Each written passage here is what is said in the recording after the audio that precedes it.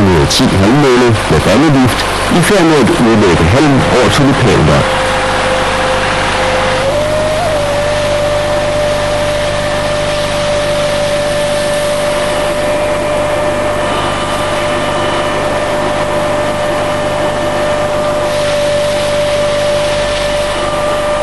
Skov halmmøller, der blandt andet består af den her viste model AM55, arbejder med en større luftmængde. Det gør den velegnet til transport af snittet halm over længere afstande.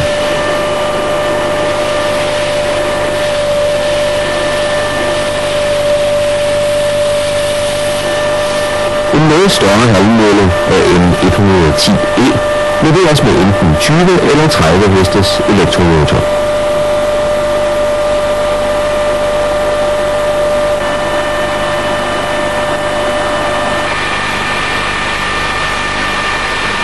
Indfyldningsarbejdet lettes med en automatisk indføringsbane, der kan forlænges med moduler af 1 eller 2 meters længde.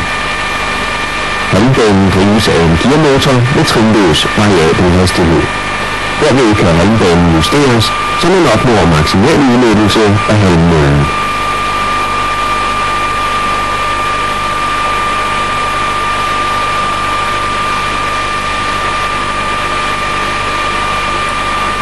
Hvor man har løs halm eller halm for store eller runde baller, vendes indføringstrakten nedad mod gulvet. Det gør det væsentligt lettere at føde møllen.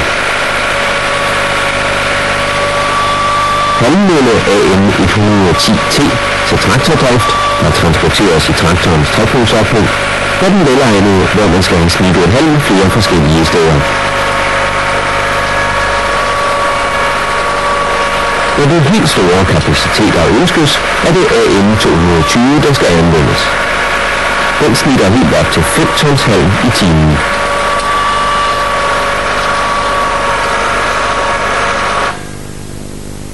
Fælles for alle halmmøllerne er, at de har let udskiftelige søjler, så snitlængden kan varieres efter individuelle behov.